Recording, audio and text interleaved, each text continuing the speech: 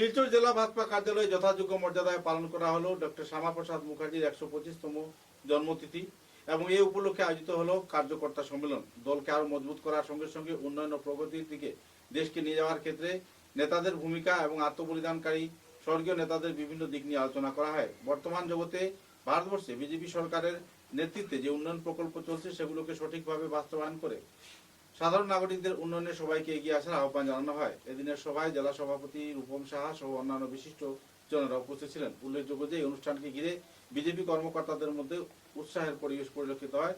সাধারণ জনতার সেবায় সকল স্তরে বিজেপি কর্মকর্তারা নিজেদেরকে উৎসর্গীকৃত করেছেন বলে উল্লেখ করেন বক্তারা।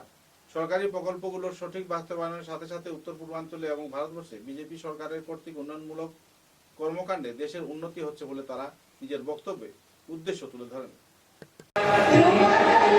কার্যকর্তা সম্মেলন হিসাবে স্থির করা হয়েছে। আমি সবাইকে অনুরোধ করব,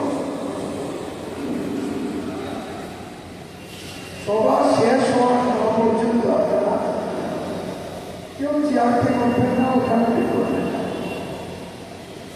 আর আজকের এই কার্যক্রম আমরা উপস্থিত হয়েছি,